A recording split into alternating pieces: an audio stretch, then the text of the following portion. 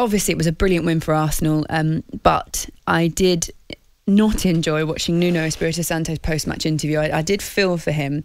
He was very honest, saying basically he had a game plan. He perhaps didn't feel like the players that he put onto the pitch implemented that game plan, and therefore he takes sole responsibility for it, which I thought was very heroic of him to say, but there are problems, aren't they, at Spurs?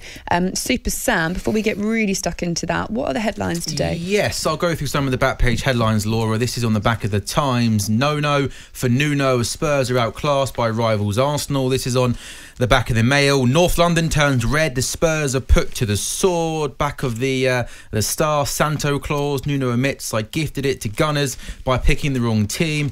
On the front of the Telegraph Sport, pull out the headline, utter shambles.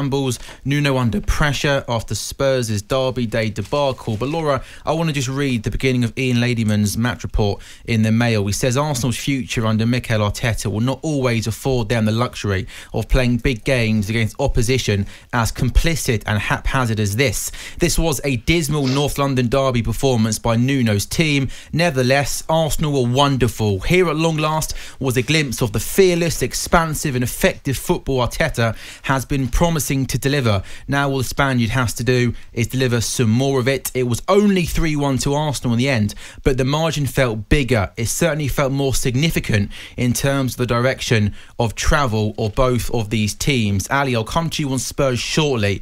But Laura, I'm not an Arsenal fan, but I found that first half performance in particular an absolute joy to watch. I thought dangerous on the break, brilliant build-up play, scored some great goals. It looks a well-balanced Arsenal team. I imagine as an Arsenal fan, that was almost a perfect Sunday afternoon. Oh, it was lovely. It was just so great to watch. You're absolutely right what you say. There are all those different things that you say. I just loved the attitude, Sam. I just really enjoyed it.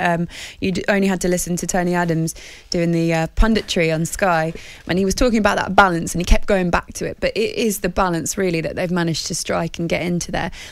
I mean, we all went in pretty hard on Arsenal at the beginning of the season when they lost to Brentford, and then the next couple of games, and Mikel Arteta suddenly was under a lot of pressure.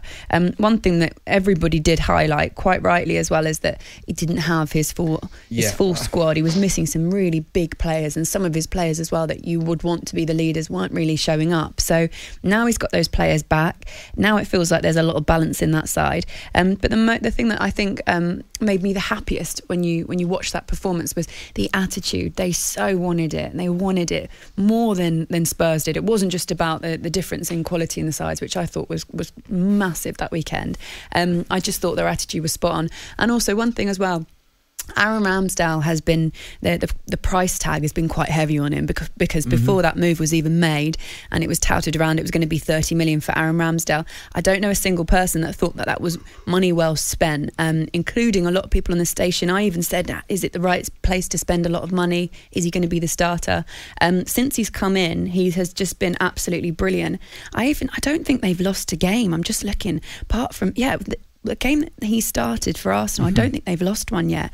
But what I really loved the most about Aaron Ramsdale was there was a real moment between him and the fans, and they were clapping him, and it wasn't just then. He turned around and acknowledged them, and he was smiling, and it really looked like he was enjoying himself. It wasn't just that, it was just that he was so on it in that game, and his attitude was perfect. I think for an Arsenal player, you really want that sort of spirit, and I just really enjoyed watching him as well. He was clever, he was quick, wasn't he? And I think the contributions that he made to that game, especially to one of the goals, I just thought well done to him. Ali, I wanted to read this to you. This is in the Sun this morning. The headline, taking the mick. Nuno's flops are a laughing stock in first half fast. Dave Kidd says this morning they are a club that nobody wanted to manage, and a club whose star player was desperate to leave. They are a team that failed to turn up for the opening 45 minutes against their most bitter rivals, and a team which has capitulated in London derbies on 3 successive weekends. For Arsenal were inspired, rapid in thought, Tottenham were an absolute shower for the majority of the contest. Harry Kane was far from Tottenham's worst player, but after the phantom summer transfer saga he endured, it was difficult not to be drawn to the full-on figure of the England captain. Ali, it's very early on in Nuno's reign, but with a performance that was that bad against their bitter rivals, how much pressure early on does that put on Nuno's shoulders? Oh, listen, plenty of pressure. We knew that before he came, but at the same time, there's nothing worse than getting beaten a derby. That's where the focus really gets put on you. plus the manner of the defeat. It's amazing watching Spurs. You know that even it was at the third goal where Kane gives the ball away, then does brilliant to get back tracks, puts in a great tackle, and the ball just breaks for Saka.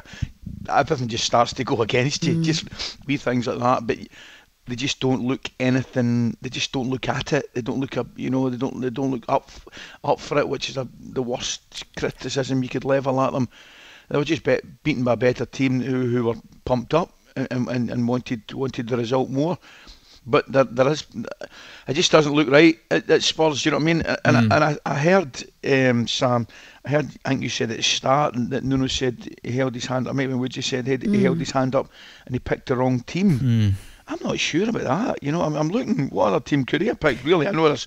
Listen, you can argue about bits and pieces and one or two positions, but really, that's the Spurs team, is it not? You know, when they made those subs, Ali, I remember they literally were about to make a couple of subs, and it was literally Skip. Can't remember the other one. Emerson Royal was the other one. Emerson and you were like, wow, is that the kind of depth that you've got at the moment? So yeah, I think you're right.